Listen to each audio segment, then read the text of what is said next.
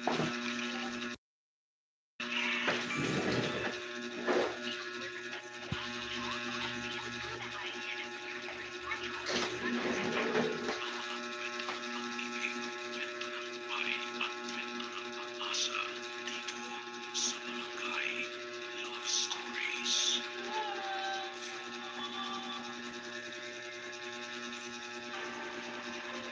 mabuting pag-uugali ay tinininaan sa atin ang mga tahanan at mahalak.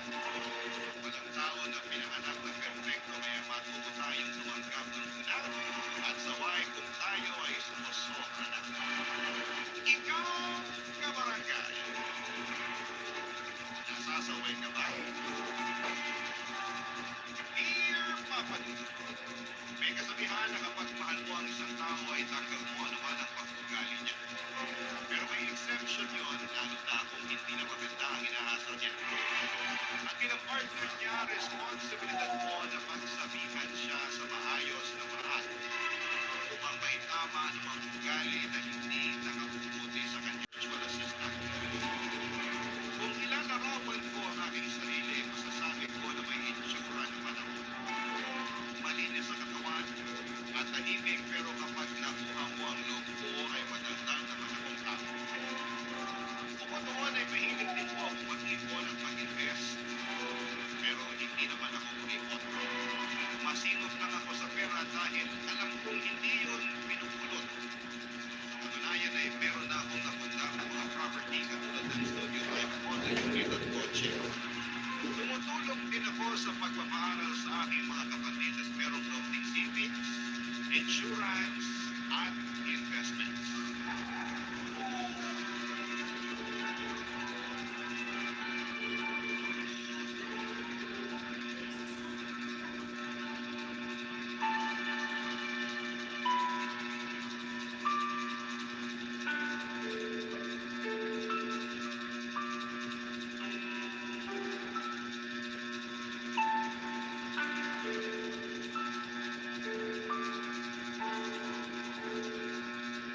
Bakit mo ginawa yun?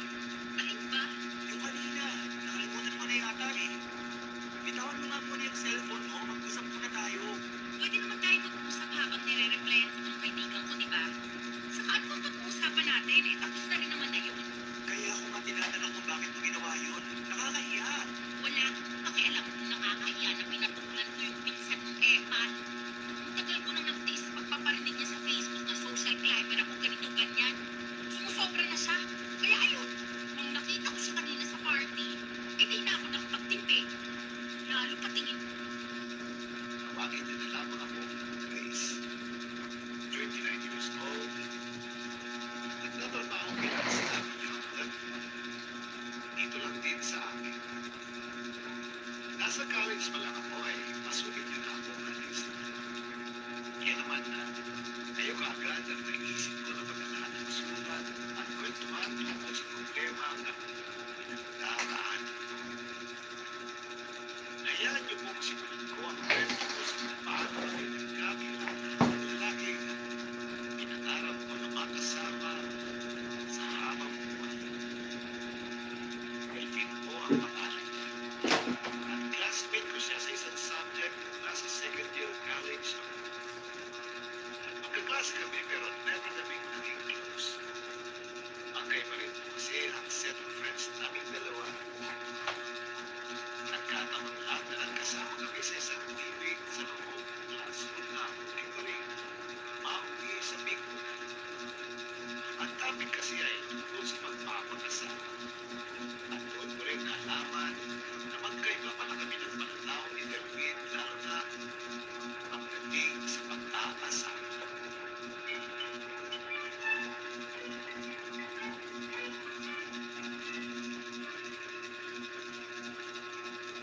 Grabe, Chris. Ang galing mo sa debating mo kanina ni Delphine. Ako pa ba? Papatalo sa mobile na yun? No way! In fairness, ang talaga ni Delphine mo. Lalo na kapag nagiging seryoso na ito. 2 taon na tayong magkaklase, pero ngayon ko lang napansin na gwapo pala siya. Gwapo nga, baluktot naman ang pananaw. Alam mo, upusta ako na walang babae ang tatagal sa kanya. Sino ba naman kasi ang babaeng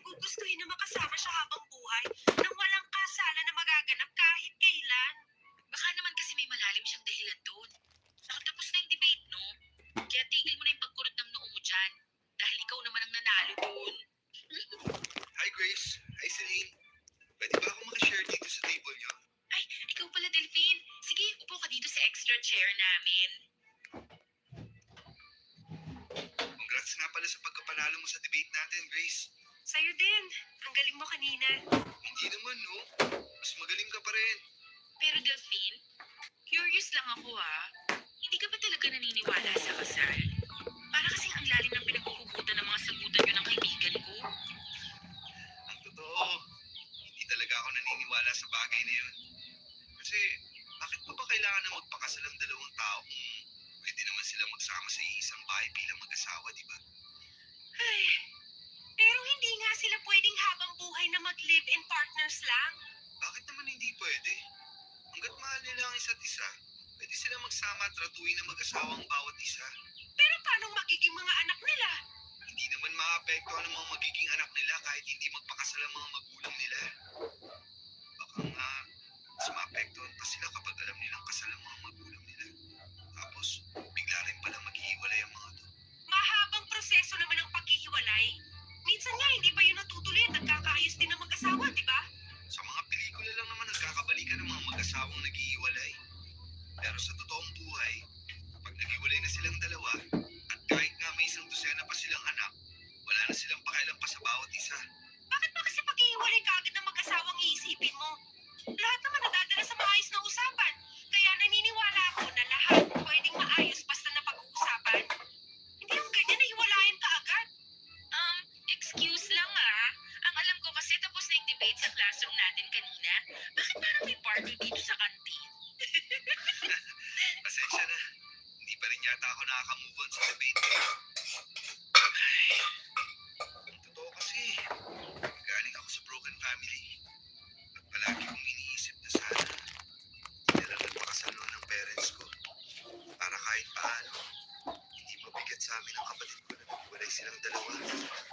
Sorry. Hindi ko alam na ganyan pala ang kwento mo. Ayos lang yun, Grace. Pasensya ka na rin kanina. Masyado lang sineryoso ang debate nating dalawa. Pero gaya nga ng sabi ni Celine, tapos na yun. Kaya siguro naman, pwede na tayong maging magkaibigan. Oo naman. Basta huwag mo lang ulit ako sisimulan ng kahit na anong diskusyon dahil hindi kita aatrasan.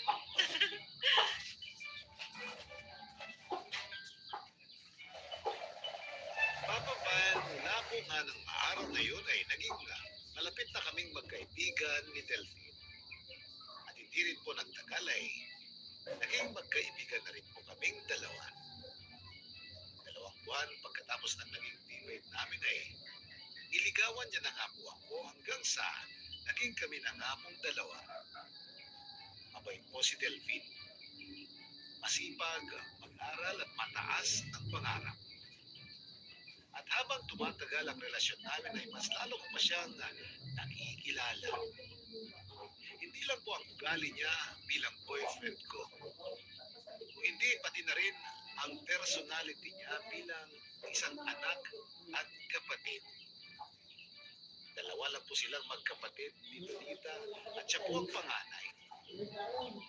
Nalaman ko rin po na nasa grade 6 siya nang maghiwalay ang kanilang mga magulang. Pareho silang magkapatid na kinuha ng mami niya. Pero 2 taon lang ang lumipas ay namatay naman ito dahil sa sakit na brain aneurysm.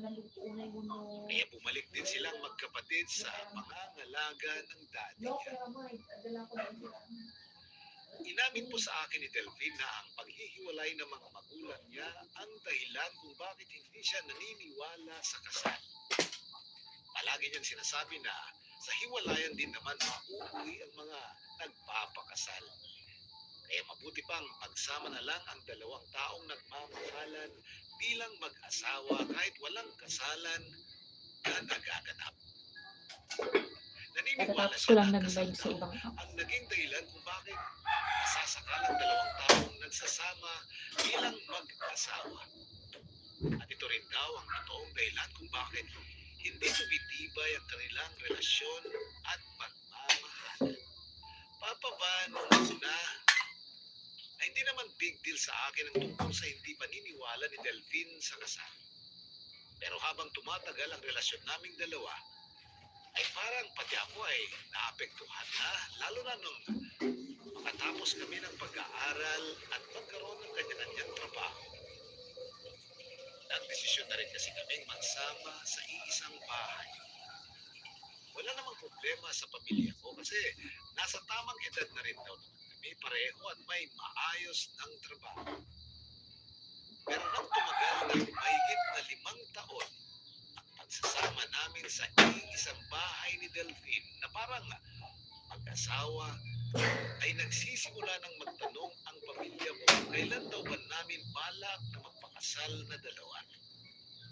Matanda na raw kami at dapat daw ay lumagay na kami sa totoong tahimik na buhay at bumuo ng pamilya. Dapat daw ay may plano na rin kami tungkol sa pagkakaroon ng anak.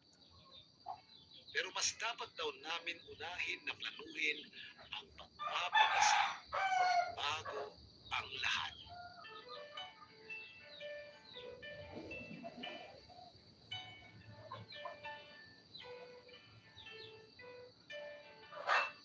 Mabuti talaga, Grace, nakapunta kayo sa birthday party ng panganay ko. Ay naku, Celine. Muntik pa kamo kaming hindi matuloy kasi nasiraan kami ng sasakyan kanina. Mabuti na lang at naayos kagad ni Delphine. Mabuti na lang talaga dahil kung hindi na naman matutuloy ang pagchichikahan natin ngayon. Ang dami mo na kayang utang sa akin na chismis. So, kwentuhan mo na ako ngayon, Grace, habang wala pa dito sa table natin si Delphine. Ano namang ikukwento ko sa'yo? Eh, palagi naman tayo magka-chat sa Facebook. Oo nga, pero never ka naman nagkwento ng kahit na ano tungkol sa sex life ninyo, no? Baliw ka talaga, Celine. Biro lang, ito naman. Pero kailan niyo ba talaga balak na magpakasal? Saka ilang taon na kayo magkarelasyon, no? 11 years. Grabe, ano na pala katagal? Nakatatlong anak na kami ng asawa ko pero hanggang ngayon, parang wala pa yata kayong balak na bumuo ng totoong pamilya.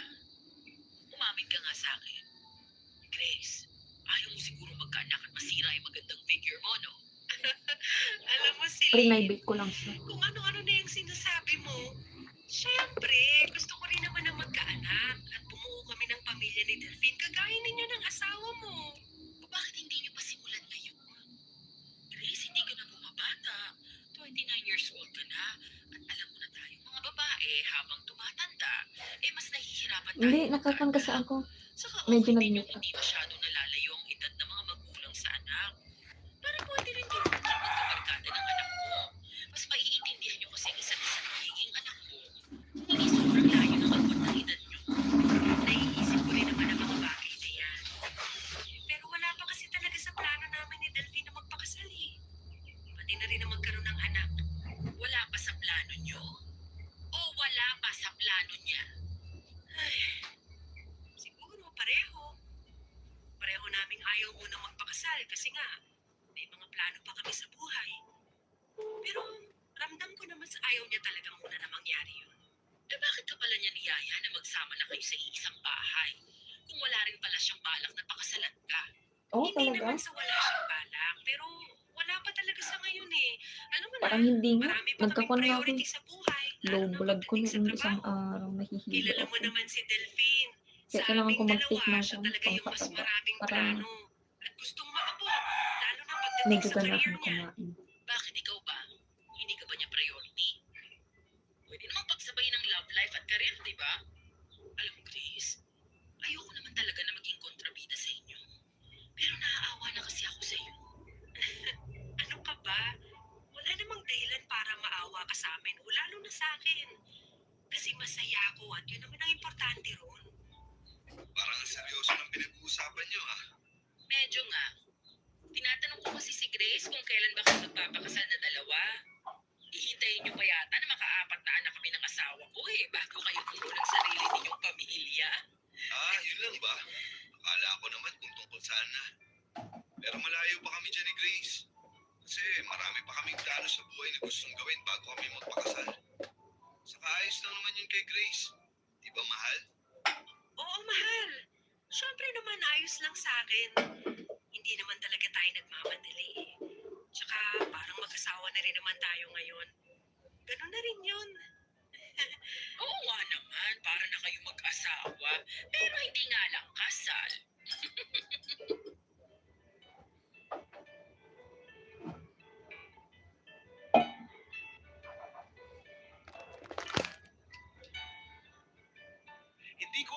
may mali ba sa ginagawa ko? Yung pinapakita ko kay Delphine na ayos lang sa akin kahit hindi mo na kami magpakasal. Na ayos lang sa akin ang lahat kahit 11 taon na kaming magkarelasyon pero wala pa kami kahit isang anak. Na ayos lang sa akin na hindi namin pag-usapan ang kasal kahit ilang taon na kaming nagsasama na parang mag-asawa. Palagi ko pong pinapakita sa kanya at sa lahat ng Ay, mga Papa tao Dudut, nakikinig ako ng nakapaligid kwento. sa amin na wala akong problema sa setup namin ni Delphine. Sa'yo. Kahit ang totoo ay medyo naiinip na talaga ako. Sino ba naman kasing babae ang ayaw na makasal? Siguro meron ilan pero hindi ako kasama sa kanila. Dahil pangarap ko po talagang maiharap sa altar ng lalaking mahal ko. Pangarap ko rin ang makasal at magkaroon ng mga anak. At sigurado ako na si Delphine na ang gusto kong makasama sa habang buhay at maging tatay ng mga magiging anak ko. Bakit? Ang hindi lang Ala, ako sigurado. sira ulo. Yung Pareho light pa lang. kami ng pangarap ng lalaking mahal ko. Papa Van, sa tuwing magkasama kami ni Delphine ay never naming pinag-usapan ng tungkol sa kasal. Siguro paminsan-minsan ay nagiging topic namin pero kaagad niya yung pinagsasawalang bahala. Sasabihin niya na may iba pang bagay na mas importante kaming dapat na pag-usapan. Sa totoo lang po ay naiinip na rin ako dahil halos karamihan sa mga naging kaklase namin noon ay may sarili-sarili ng pamilya at mga anak. Samantalang ako, ni isang anak ay wala pa rin. Naiisip ko rin naman ang sinabi noon sa akin ni Iselin tungkol sa pagbubuntis ng isang babae na habang tumatagal at nadadagdagan ang edad naming mga babae ay mas lalo kaming mahihirapan na magbuntis. Pero ano pa bang magagawa ko? Dahil kahit gaano na ako kahanda na maging isang ina at may bahay, ay wala ring saysay kung hindi naman handa ang partner ko. Kaya minsan, dumarating ako sa point na ako na mismo ang nagpaparamdam kay Delphine na gusto ko na sanang lumagay kami sa totoong tahimik na buhay. Gusto ko nang magpakasal kami at magkaroon ng mga anak. Sira ulo talaga kung dami mong napapansin. Ganyan talaga pag inila.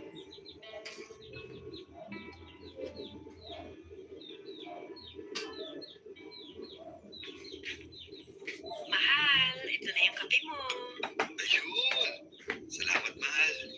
Kanina ko pa talaga gusto magtimpla ng kape. Kaya lang hindi ko naman maiwan tong ginagawa ko. Pero malapit naman ang matapos yan, di ba? Malalim na kasi ang gabi at may pasok ka pa bukas sa trabaho. Oo, malapit na rin akong matapos dito. Dapat kasi hindi ka nalang nag-commit ng rest day overtime sa trabaho bukas para pwede ka magpuyat ngayong gabi. Ayos lang ako, mahal. Huwag kang mag-alala sa akin. Isang tasa lang ng mainit na kape mo ang katapat nitong pagpupuyat ko. Saka, alam mo naman na nagpapalakas ako sa trabaho namin. Lalo na ngayong malapit na naman sila mag-promote. Kahit naman hindi ka magpakitang gilas sa kanila, sigurado akong nakikita nilang sipag mo sa lahat ng ginagawa mo. Salamat, mahal, ha. Sa pagpapalakas mo lagi ng loob ko. Sana talaga ako na yung susunod na ma-promote. Sana ako yung may padala sa Turkey. Sigurado akong mangyayari lahat ng plano mo. Ikaw pa ba? Mahal, paano pala kung ikaw nga yung ipadala nila sa ibang bansa para mag-manage ng buksan nilang branch doon? Di ba matagalan ng kontrata yun? Medyo. Siguro mga 3 hanggang 5 taon.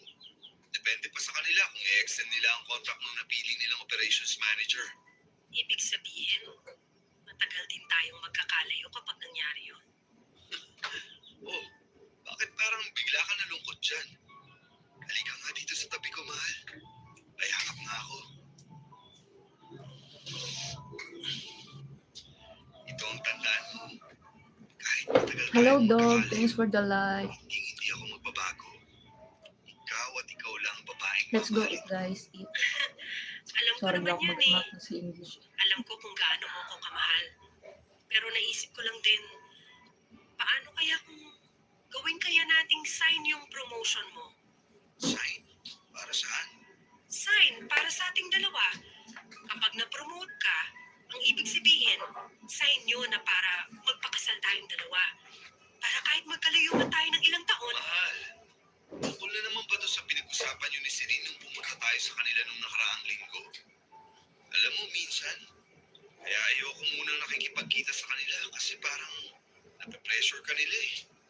Parang pinipressure ka nila na gumaya sa kanila. At yun ang ayokong mangyari.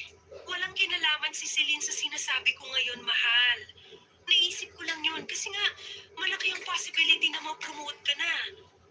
Kaya para hindi ako masyadong mag-alala na mawawala ka sa akin kahit magkahiwalay pa tayo ng matagal, naisip ko na mas okay kung itatali na natin ang isa't isa sa isang kasulatan na legal, kagaya ng kasal.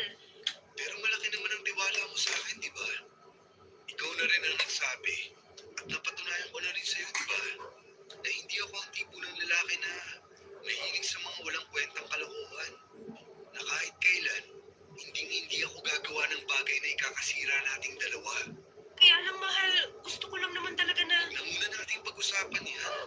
Hindi naman natin kailangan magmadali eh. Ang kasal, nandyan lang yan. Anytime, pwede kitang pakasalan. Kahit sa simbahan o lugar mo pa gusto. Basta mahal, ang importante ngayon, masaya tayong magkasama at mahal natin ang isa't isa. I love you. I love you too.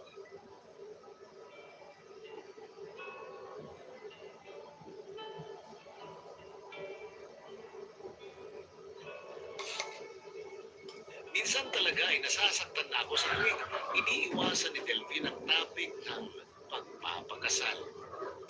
Gusto ko pa sanang pag-usapan namin yun, pero alam kasi na mauuwi lang sa pagtatalo kapag pinilit ko pa ang topic na yun. Napansin ko na medyo sensitive din siya tungkol sa usapin ng pagpapakasal. Mabilis siyang mainis at mabilis ding niinit ang ulo niya. Siguro kasi nga ay meron siyang personal na dahilan kung bakit hindi rin siya naniniwala sa kasal. Pero sa kabilang banda, naisip ko na tama rin naman po yung sinasabi niya na ang mahalaga ngayon ay magkasama kami at mahal namin ang isa't isa.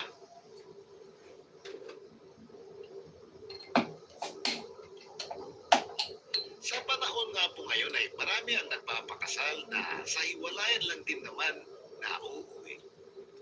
At alam ko na iniiwasan lang ni Delphine na mangyari yun sa aming dalawa. Pero ang hindi ko maintindihan kay Delphine ay sa tuwing sasabihin niya na ayaw niya akong mawala sa buhay niya pero ayaw niya namang magbitaw ng pangako para sa panghabang buhay na pagsasama naming dalawa.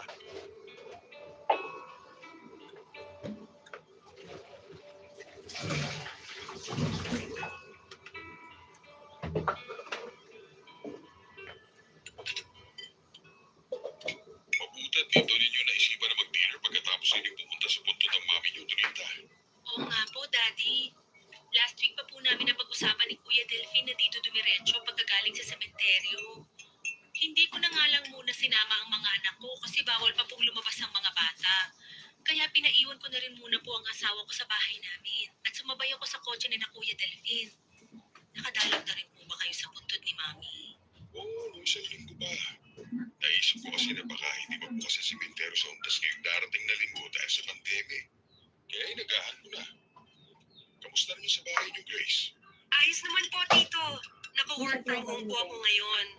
Ito pong si Delphine, may option din na ganung setup, pero mas pinili niyang pumasok pa rin sa opisina nila. Mas matututukan ko kasi ang mga kasamaan ko sa trabaho kung nasa opisina ako, mahal. Naku, parehong-pareho kayo ng asawa ko, Kuya Delphine. Pinadala na nga ng laptop sa bahay pero mas gusto pa rin niyang pumasok sa opisina. Pareho pa ng workaholic ang mga asawa natin, Donita. Speaking ng pag-aasawa, kailan niyo ba talaga balak na lumagay sa tahimik na buhay, Grace? Grace. Delphine. Ano pong ibig niyo sabihin, Daddy? Tahimik naman po ang pagsasama namin ni Grace ngayon. Ang ibig sabihin ni Daddy, kailan niyo raw ba siya bibigyan ng bagong apo dahil nakukulitan na yata siya sa dalawang anak ko. Hindi naman sa nakukulitan ako sa mga anak mo, Dorita. Pero tama ka rin sa isang sinabi mo. Kailan mo ba ako bibigyan ng mga apo, Delphine? Kailan ka magpapakasal ni Grace? Matagal pa po yun, Daddy. Kami nga po ni Grace. Hindi namin pinag-uusapan ang tungkol sa bagay na yun. Bakit naman hindi niyo pa napapag-usapan ng tungkol doon, Kuya Delphine? Siguro ayaw pang magbuntis ni Ate Grace, no? Okay? Hindi sa ganun, Donita. Marami pa kasing plano ang kuya mo. Pero kung ako lang, handa na akong magkaanak kami ng kuya mo. Oo, handa na pala ito si Grace eh. Bakit hindi mo pa siya pakasalan, Delphine? Para ano ba, Daddy? Para mauwi lang din kami sa iwalayan, kagaya ng nangyari sa inyo ni Mami? Bakit naman kasi pag-iwalay ka agad ang iniisip mo, Delphine? Hindi lahat na nagpapakasal, nag-iiwalay. Pero pwede naman po kami magsama ng habang buhay ni Grace kahit hindi kami nagpapakasal eh. Hindi namin kailangan ng kasal-kasal na yan. Dahil minsan, kapag tinali mo ang taong mahal mo sa isang kasulatan, saka pa mawawala ang pagmamahal na nararamdaman niya para sa'yo. Ay, lalabas lang ako sandali. Papahangin lang ako. Mahal, tapusin mo na rin ang pagkain mo para makauwi na tayo sa bahay natin. Baka abutan pa tayo ng traffic eh. Sige, mahal.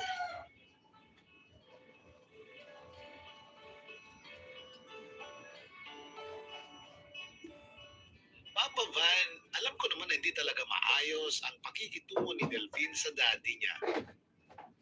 Hanggang ngayon kasi ay may sama pa rin siya ng loob dito dahil sa pakikipaghiwalay nito sa mami niya. At ang daddy niya ang sinisisi niya kung bakit naging malungkot ang buhay niya nung kabataan niya. Ang daddy kasi niya ang nakipaghiwalay sa mami niya. Pero hindi dahil sa ibang babae, kundi dahil sa wala na raw itong pagmamahal para sa mami niya. Ang kapatid ni Delphine na si Donita na rin ang nagkwento sa akin na mula nang mamatay ang mami nila, hindi na nga raw naniwala si Delphine sa kasal.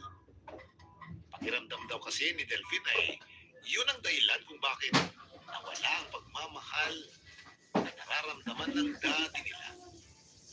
Na-pressure daw ito sa kasulatan ng panghabang buhay na pagsasama ng mag-asawa. Kahit nalaman ko noon ang tungkol sa bahaging yun ng nakaraan ni Delphine ay hindi pa rin ako sumuko na mamamalik ko ang paniniwala niyang yun. Alam ko at nananalig ako na darating ang araw na maririnig ko rin mula kay Delphine ang isang tanong at mga salitang, "Will you marry me, Grace?" Papa Van, hindi ko alam kung bakit pagkatapos na naging dinner namin sa bahay ng daddy ni Delphine ay bigla na lang siyang nagbago. Nang mga sumunod na araw kasi ay mas naging sweet siya sa akin. Madalas na siya ang nagluluto ng pagkain sa bahay o kaya ay minamasahe niya pa ako. Palagi niya rin sinasabi na ako lang ang nag-iisang babae na gusto niya makasama sa habang buhay at iba't ibang panig ng mundo. Ako lang ang babaeng mamahalin niya, wala nang iba. Hindi ko tuloy maiwasan na isipin na baka dumating na ang pinakahihintay kong sandali. Ang ma-realize ni Delphine na ako na talaga ang babaeng gusto niyang iharap sa altar para pangakuan ng panghabang buhay na pagsasama.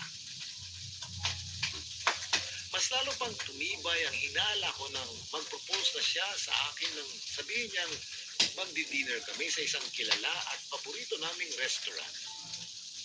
Magsuot daw ako ng magandang damit at mag-make up dahil gagawin niya raw na espesyal ang gabi na yon para sa akin at sa aming dalawa. Sobrang excited po talaga ako, Papa Van, lalo na nga nang makarating kami sa isang kilalang restaurant na limitado lang ang mga tao na pwedeng mag-dine in. Nakahanda na sa lamesa ang masasarap na pagkain At kaharap ko ang pinakagwapong lalaki na alam ko anumang oras ay aayain na akong magpakasal. Sigurado ako. Sigurado ako na ito na talaga ang pagkakataon at tanungin niya ako at hindi ko siyempre pagkakain sa kanya ang mga salitang, yes, I will marry you, Delphine.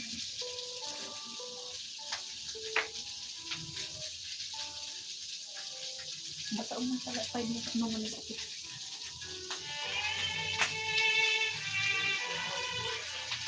At nililig siya. Sigurado ka ba na magpupropose na talaga si Delphine sa'yo ngayong gabi? Oo. Sigurado ako. Iba yung feeling ko ngayon eh. Ang ganda kaya ng setup nitong dinner namin ngayon. Pinag-ayos niya pa nga ako bago kami pumunta rito sa restaurant. Tapos nagpaalam siya na pupunta na ng CR. Pero feeling ko, kinukunsyaban niya na yung mga waiter para sa surprise niya sa akin. Kaya hindi ako pwede magkamali si Lynn. Tatanungin ako mamaya ni Delphine ng, will you marry me, Grace? Sayang, wala ako dyan para i-video ang special moment na yan. Naku, okay lang yun. Pang forever din naman sa alaala ko ang mangyayari mamaya kahit walang picture o video. Excited na talaga ako, Grace. Ikakasal ka na rin sa wakas. Kung excited ka, ano pa ako, di ba? Kinakabahan na nga ako dito eh. Oo, sige na Celine. Pabalik na si Delphine dito sa table namin. O sige, basta balitaan na lang ako mamaya, ha? Bye. Papadalan pa kita ng picture naming dalawa. Bye, Celine! Basta, Sorry kung natagalan ako sa CR. Nasira kasi yung zipper ng pantalon ko. Buti na lang, binigyan ako ng janitor ng partible. Ayos lang. Tatahiin ko na lang din yan mamaya sa bahay pag uwi natin. Mahal, ano nga pala yung gusto mong sabihin sa akin? Ang ibig kong sabihin, ano yung dahilan kung bakit nandito tayo sa paborito nating restaurant? Ang totoo, wala akong gustong sabihin sa'yo, mahal. Pero, meron akong gustong itanong. Sana nga, pagbigyan mo ako sa itatanong ko sa'yo. Ano ba kasi yung itatanong mo? Baka mamaya hindi pa kita mapagbigyan dyan. Sige ka. Sigurado naman ako na hindi mo ako tatanggihan eh. Grace, sinabi ko naman sa'yo dati pa na sigurado na talaga akong ikaw na yung forever ko, di ba? Na ikaw na talaga yung babaeng mamahalin ko pang habang buhay. Na hindi ko nakakayanin pang mawala ka sa buhay ko. Dahil mahal na mahal kita. Oo, palagi mong sinasabi sa akin yan at pinaparamdam. Pero mahal, alam mo, ang dami mong paligoy-ligoy. Bakit kasi hindi mo na lang ako diretsuhin sa kung ano man ang gusto mong itanong sa akin? Sorry ah. Sa totoo lang, kinakabahan kasi ako eh. Huwag kang kabahan, ako lang to.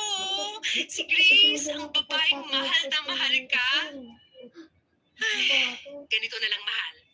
Para hindi ka na mahirapan, sasagutin ko na ang tanong mo. Alam mo na ang itatanong ko? Oo naman. At yes ang sagot ko sa tanong mo. Pakakasalan kita kahit saang simbahan mo pag gusto, mahal. Teka, anong sinasabi mo, Grace? Hindi ba, will you marry me ang itatanong mo sa akin? Kaya mo nga ako dinala dito sa espesyal na restaurant na to para tanungin sa akin yan, di ba? Hindi. Mali ka. Tungkol sa pagka-promote ko sa trabaho ang dahilan, kaya kita dinala dito ngayon. So ano pala yung itatanong mo sa akin? Kung sasama ka ba sa akin, papuntang Turkey? Grace, na-promote na ako sa opisina namin. At hindi ko yung sinabi ka agad sa'yo dahil gusto nga kitang sorpresahin ngayon. Seryoso ka? Yan lang ang itatanong mo sa akin? Wow! Delphine, wow talaga! Sobrang nakakakilig tong ginawa mo sa akin ngayong gabi. Grace, saan ka pupunta? Grace, sandali!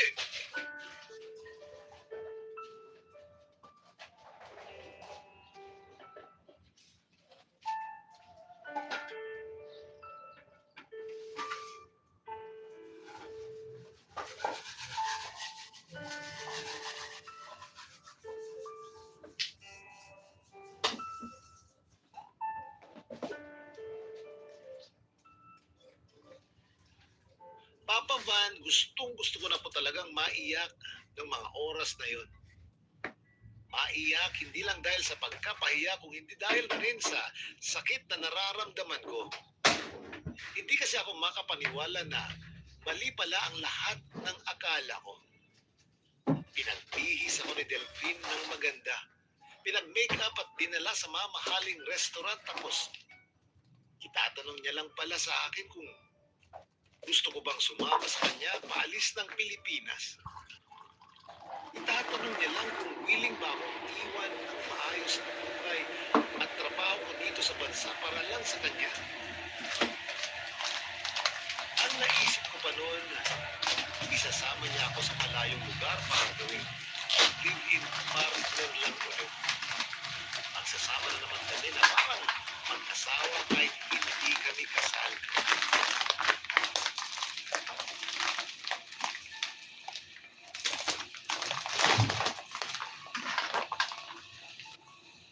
Oo, ilang taon na kami nagsasama at umayag ako sa ganung setup ng relasyon namin.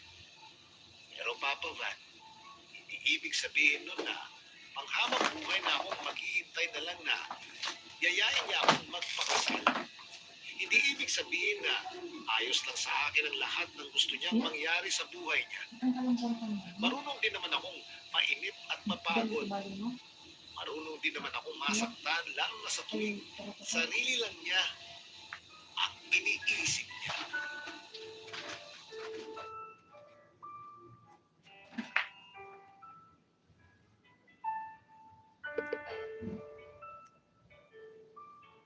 Grace, sandali lang! Uminto ka nga muna sa paglalakad. Grace, ano ba? Isuot mo nga yung heels mo. Bakit ka naglalakad ng nakapaa?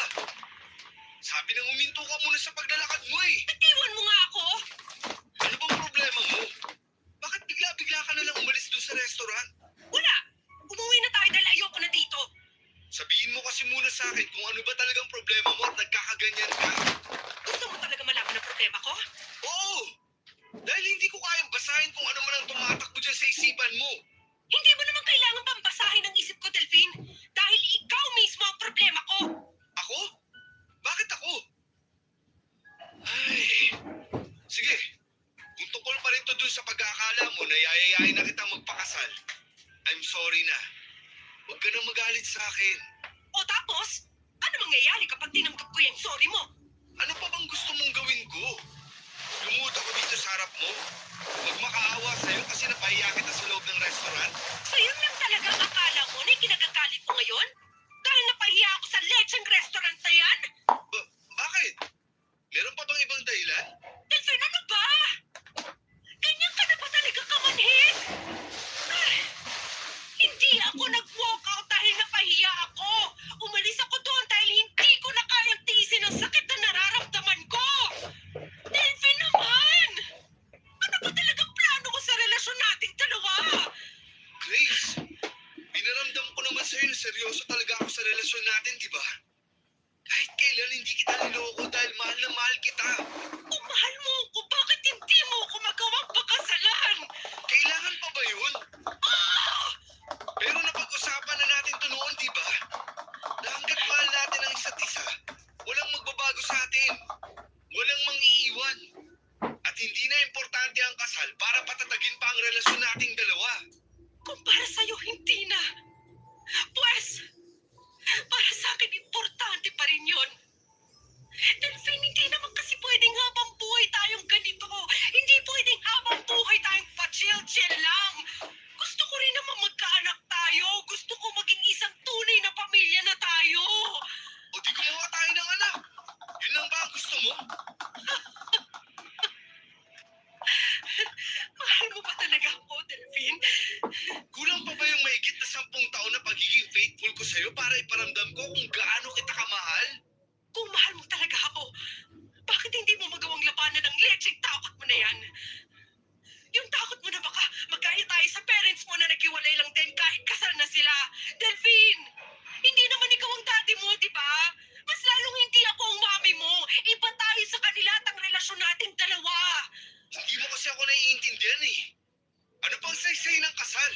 Kung wala din naman kasiguraduhan na magsasama ang dalawang tao na panghabang buhay. na hindi talaga mawawala ang pagmamahal nila para sa isa't isa. Kung ang parents ko nga, Sila yun, Delphine! Iba tayo sa kanila, kaya wag mong paulit-ulit na itinutulad ang relasyon natin sa naging relasyon ng parents mo! Alam mo, tama na nga itong usapan na to. Mukha namang wala rin patutunguhan kahit ano pang sabihin ko sa harap mo. Parang relasyon nating dalawa ngayon. Mukhang wala na rin talagang pupuntahan pa. anong ibig mong sabihin? Nakikipaghiwalay ka na sa akin? Nang dahil lang sa kasal na yan? Hindi lang yun basta kasal lang, Delphine. Isa yung pangako, hindi lang para pagtibay ng pagsasama ng mag-asawa, kundi pati na rin ng pagmamahal na nararamdaman nila para sa isa't isa. At kung hindi ka talaga naniniwala sa kapangyarihan ng kasal, hindi na rin ako maniniwala na mahal mo talaga ako.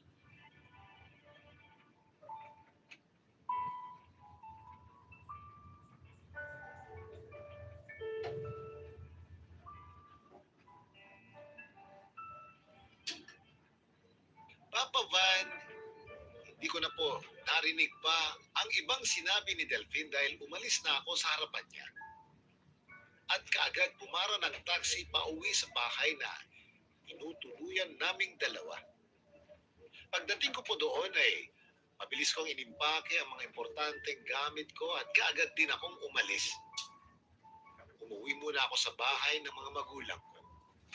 At nang makarating ako sa bahay, ay kunento ko kay Mama ang lahat ng nangyari sa dapat ay special na date namin ni Delphine. Kunento ko rin sa Mama ko ang lahat ng hinanakit ko sa mahigit na 10 taon na relasyon namin ni Delphine. At nang mahimasmasan ako mula sa pag-iyak ko ay sinabihan niya ako na pag-isipan ko daw ang mga susunod na desisyon na gagawin at bibitawan ko. At handa na raw ako. At alam ko na kung ano ba talaga ang makakapagpasaya sa akin. Alam ko na raw ang tamang gawin para iwasan ang gulo at magkaroon ng tahimik na buhay. Kinabukasan ay pinuntahan na rin po ako ni Delphine sa bahay namin. At dahil medyo naiiyak ko na po sa mama ko ang mga hinanakit ko sa kanya at sa relasyon namin ay nagawa ko na po siyang harapin at kausapin ng maayos. Yeah. Nagsorry siya at nakiusap na ayusin na namin ang relasyon naming dalawa. Papa Van, gustong-gusto ko naman talagang ayusin ang lahat sa amin ni Delphine. Kaya lang nang tanungin ko siya kung ano ba talaga ang balak niya sa relasyon namin, ay wala na siyang ibang nasabi kundi mahal niya ako at yun lang daw ang mahalaga para sa aming dalawa. Muli ko pa siyang tinanong kung kaya niya na ba akong pakasalan bilang pagpapatunay na mahal niya talaga ako. At ang naging sagot niya lang po ay kaya niyang patunayan ang lahat ng pagmamahal niya kahit hindi kami nagpapakasal. Sa point na yun ay sinabi ko na sa kanya, gusto ko na munang humingi ng oras para makapag-isip-isip. Gusto ko munang mas mapag-isipan ang dapat kong maging desisyon. Kaya naman, hindi muna ako uuwi sa bahay na tinutuluyan naming dalawa. Nagstay muna ako sa bahay ni na Mama since dala ko naman ang mga importanteng gamit ko kasama na ang laptop ko na para sa trabaho. Papa Van, sigurado po ako sa sarili ko na mahal ko si Delphine at ganoon din siya sa akin. Pero hindi po ako sigurado kung hanggang kailan ko kayang makontento sa kung anumang setup ang meron kami sa relasyon naming dalawa. Kaya ngayon po ay naguguluhan pa rin ako sa dapat kong maging desisyon.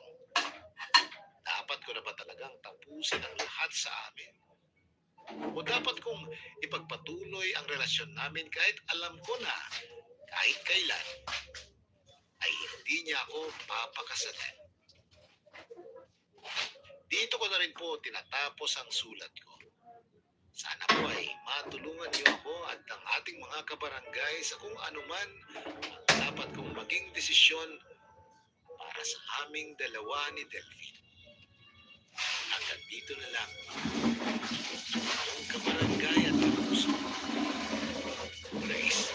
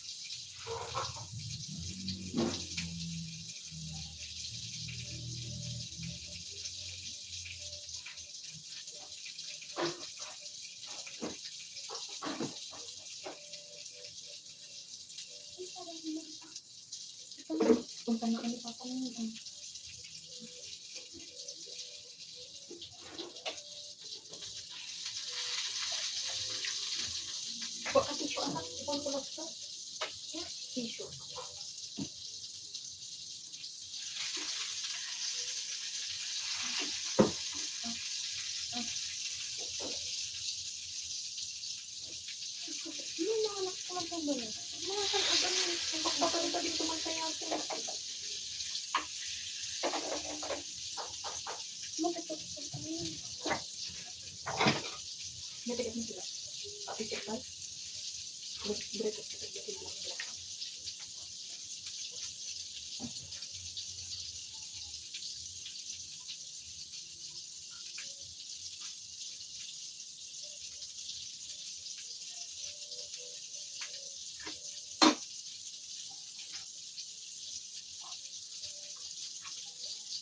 At balang katiig.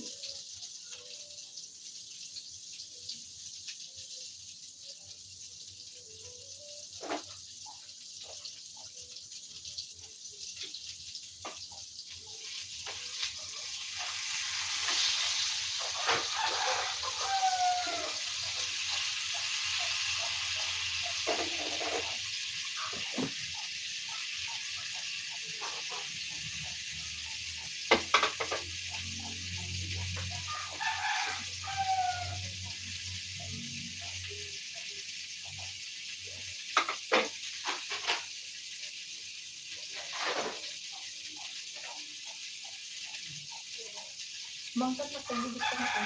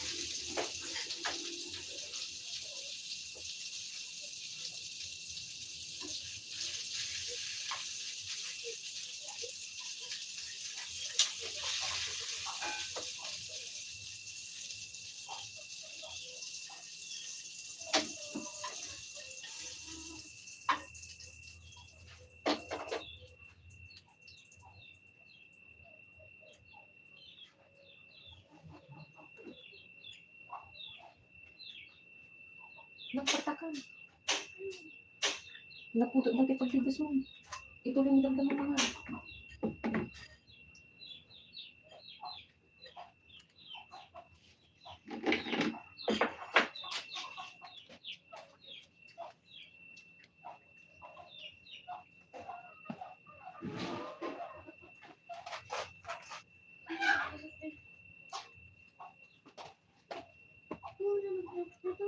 Apa yang ganyan? Wala ibatid niyo ting batasyak sila tamang halal. Agan. Agungot naman yung papangit kung agungot yung dati na basbasan ka. Check naman kung tanggal ano.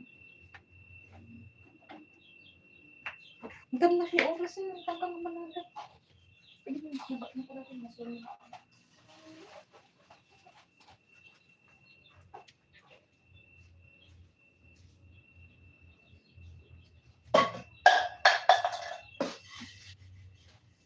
Budot-budot na.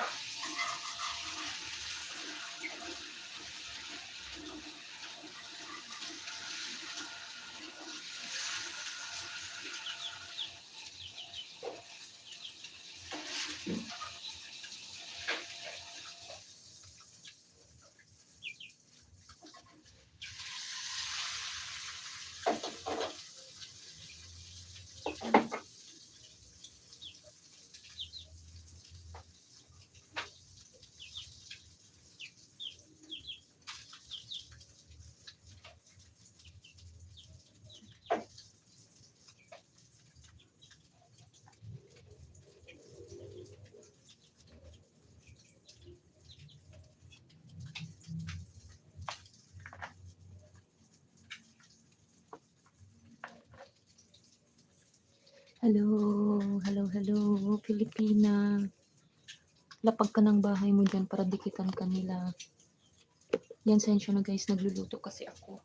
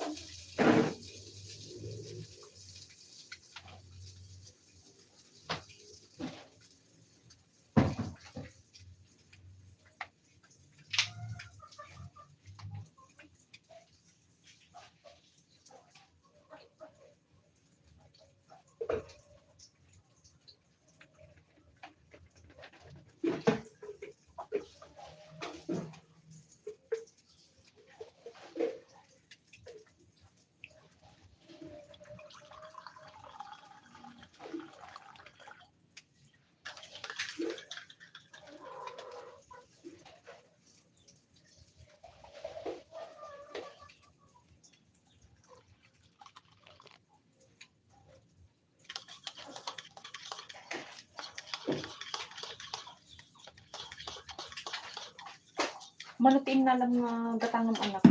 Duwa. Ang ganda. Manungat, ibagat kin mamatang na mo. Kapat na yan. Apat. What is, baka ikaw ko yung king. 30, 60, 60 plus 60. 120. 140. 140 ang gawin.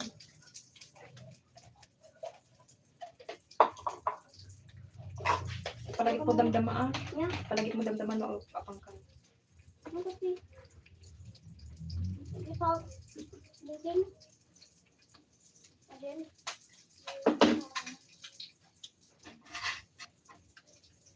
Ituloy mo di ka nam. Ang sukat ng pangaro din ang palamiisan tabok mo. Sa ibutok na din.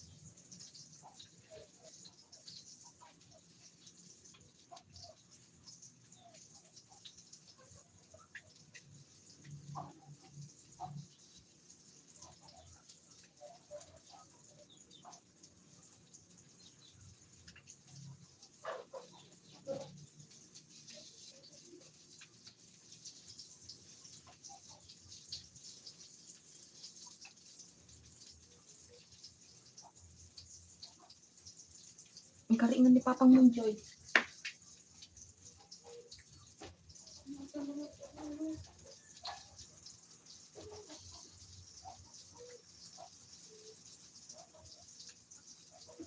Ang kitugkal. Mga kapila ako niya. Yan lang mo oras lang. Kaya mo egg na kasi din ka lang. Puno kasi din.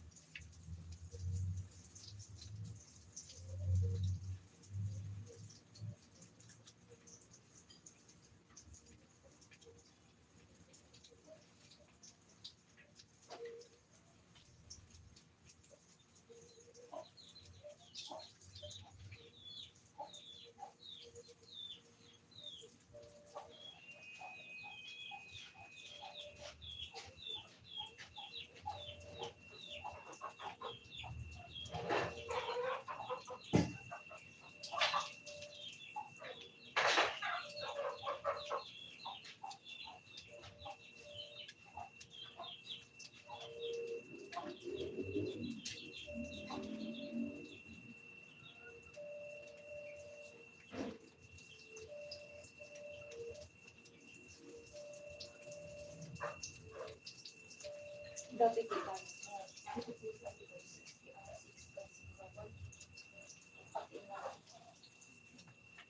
Pati na lang 60 pesos lang. 630 pesos lang. Marami.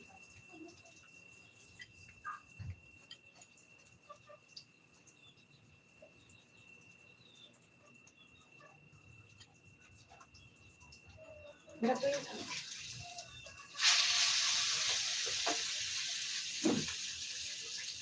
Iwanan pa nga mapukaw sa kwartong ah.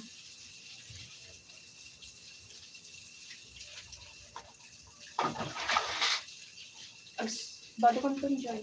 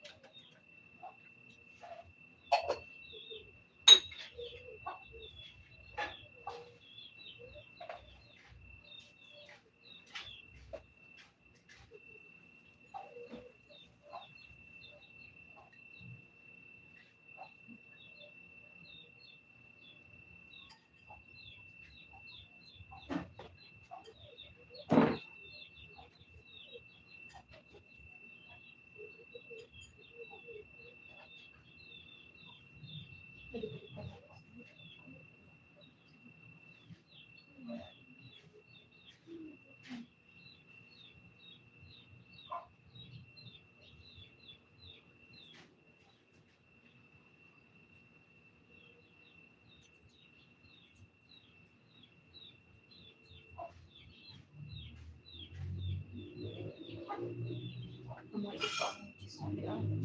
Ang tinatigas pa dito dyan.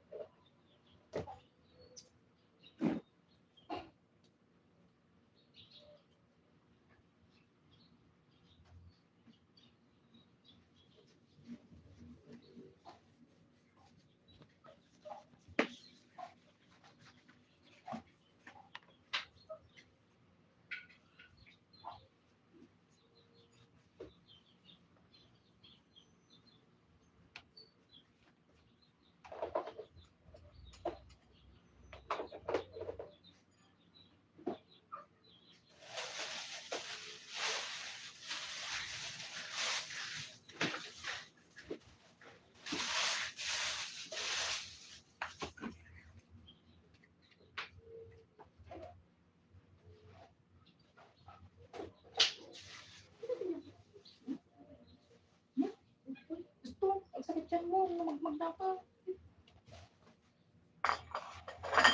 Ay, mas kinutin. Dagdag ka lang kahit doon ang kaunay tikwat mo sakit dyan mo.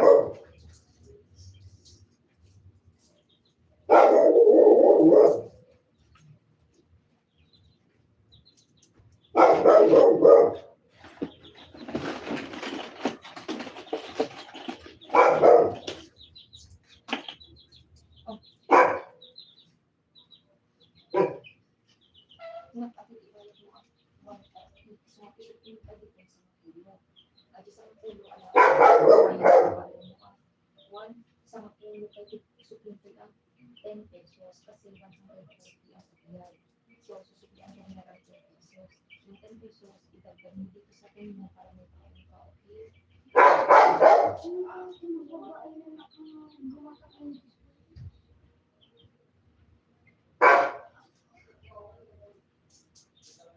Itagdag mo na lang. Biscuit ka lang.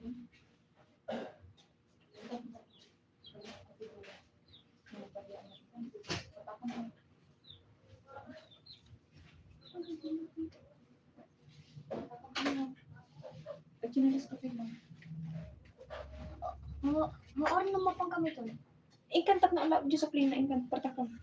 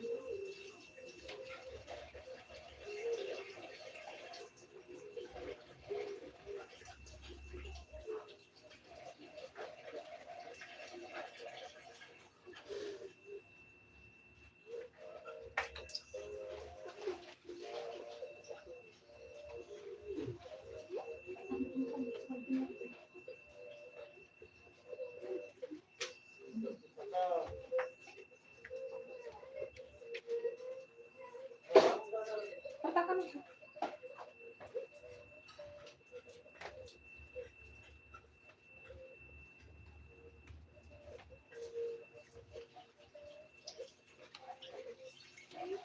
Okay mo tanong kasi mataginabutan natin yung mga. Dalawang takol. Ikaw man, di ba buyaan na anak?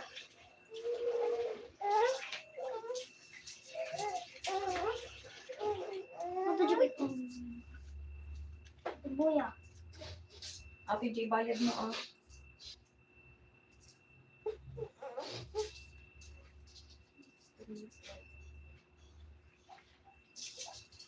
Labubo, labubo.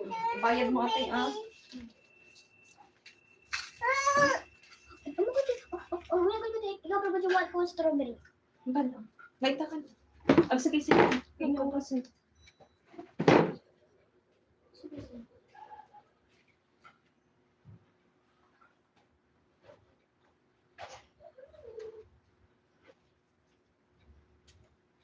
Hindi.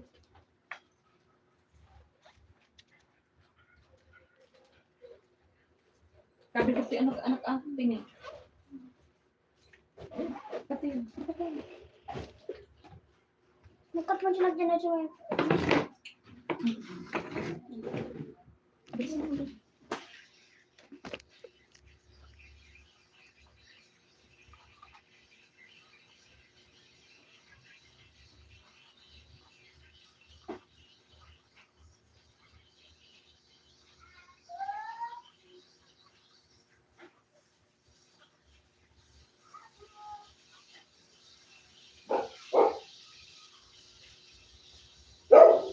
Sapsapa ang kantong nga rin ang nibiga ko ah. Lago ko rin. Hindi ko na kami na nasa ko. Reggie, wallet mo. Mga naan dyan. Handa nga na nga la. Jibaryam lang tinalak ayun ko ang bag mo.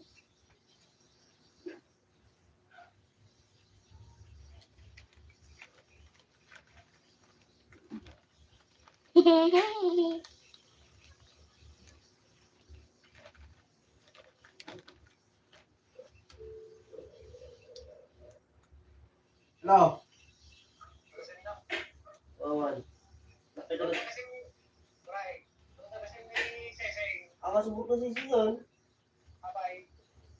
Di ba ipakatan sa kanya, hindi ka lumanan?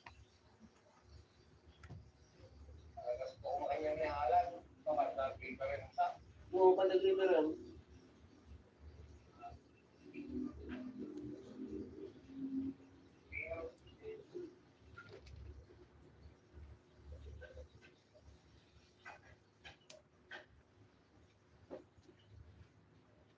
Kahit na.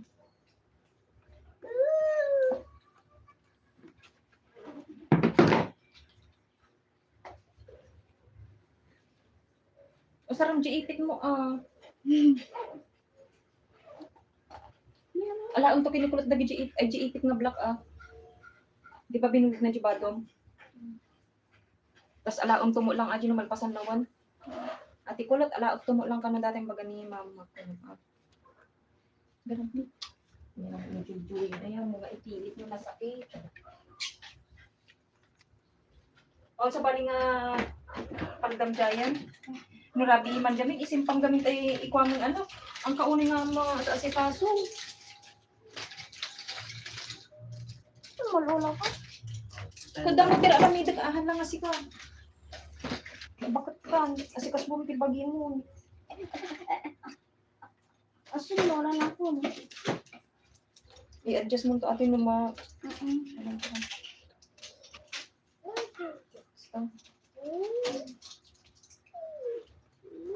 Baka na makasasawa na kami dito sa Basta mo. Jay.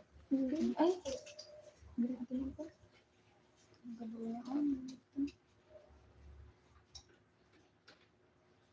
Bakit kaya kami nagsapatos yun? Pumasok lang mata sa ako. Enjoy. Guray kamot ah.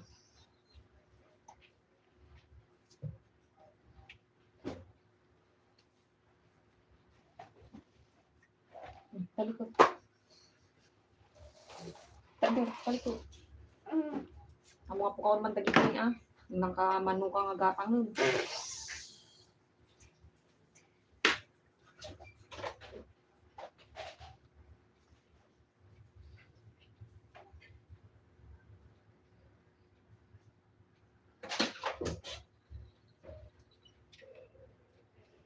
Kita ang jik itundak ng kajigatangam ah. At nung kamang nagreklamo ka niya ko. Anong GAP ka? Kuha mo ito. Mga din ba niya? 140.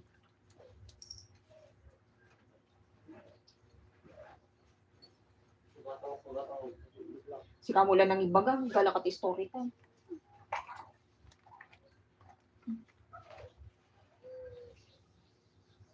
Nagbangbang lukan, Joy? Nagwag kiliklimon? Laban mo na.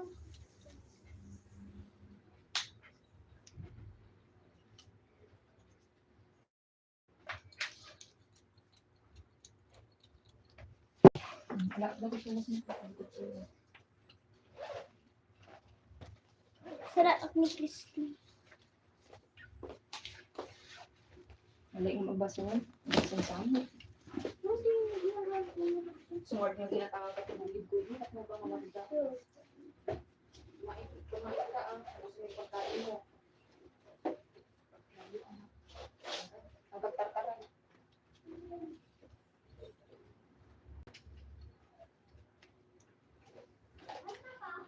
Napanod!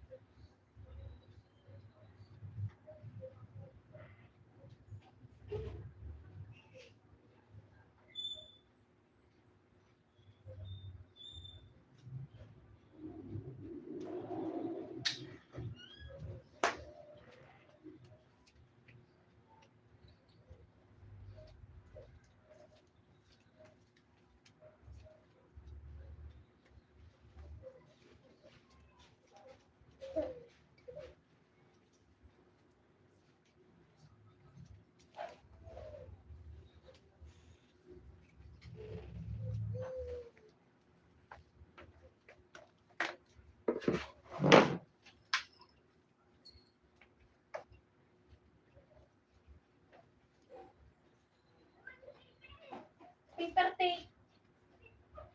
Ay na. Ayan, Tay. Gusto lang pagtaray-taray naman sa kitchen mo. Ano? Sige na. Love you. Ang pagtaray-taray naman sa kitchen mo.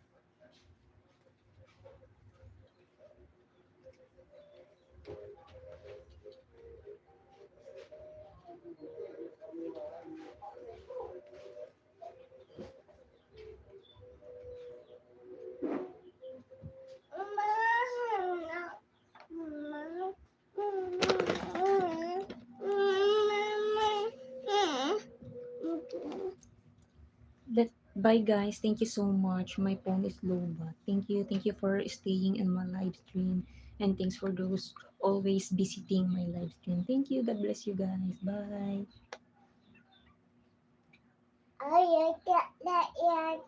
Bye.